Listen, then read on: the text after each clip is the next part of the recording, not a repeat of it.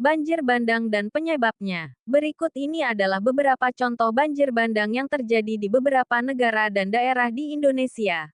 Penyebabnya, cara mengatasinya, dan pandangannya dalam Islam. Contoh banjir bandang. 1. Indonesia. Banjir bandang Sentani, Papua, 2019. Penyebab, curah hujan ekstrim, kerusakan hutan di hulu, dan sedimentasi sungai. Banjir bandang Garut, Jawa Barat, 2016. Penyebab, penebangan liar di hutan, penumpukan material di sungai, dan curah hujan tinggi. 2. Luar negeri. Banjir bandang Uttarakhand, India, 2021.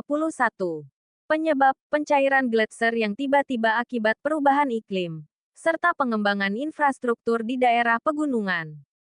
Banjir bandang Queensland, Australia, 2011. Penyebab, curah hujan tinggi selama berminggu-minggu akibat siklon tropis dan sistem drainase yang tidak memadai. Penyebab utama banjir bandang. 1. Faktor alam. Curah hujan ekstrim. Perubahan iklim yang menyebabkan cuaca ekstrim. Letusan gunung berapi yang menyebabkan banjir lahar. 2. Faktor manusia. Penebangan hutan secara liar. Alih fungsi lahan yang tidak memperhatikan tata ruang. Pembuangan sampah sembarangan yang menyumbat aliran air. Cara mengatasi banjir bandang. 1. Pencegahan. Melakukan reboisasi atau penghijauan di daerah hulu. Mengelola tata ruang dan pengendalian alih fungsi lahan. Membuat waduk, bendungan, atau terowongan air. 2. Mitigasi. Menyiapkan sistem peringatan dini. Meningkatkan kesadaran masyarakat untuk tidak membuang sampah sembarangan. Menyediakan jalur evakuasi yang aman. 3. Penanganan pasca bencana. Memberikan bantuan kepada korban banjir bandang. Memperbaiki infrastruktur yang rusak. Memulihkan ekosistem yang terganggu. Pandangannya dalam Islam.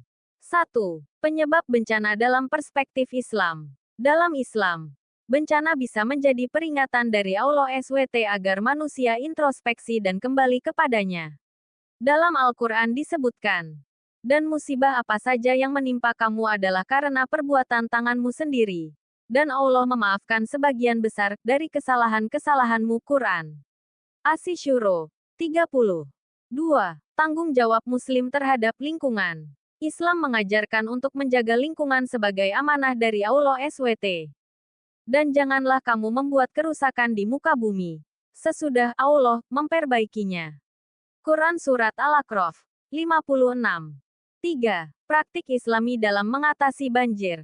Menjaga kelestarian alam sebagai bentuk ibadah kepada Allah. Membantu sesama yang terkena musibah sesuai perintah ta'awun tolong-menolong dalam kebaikan.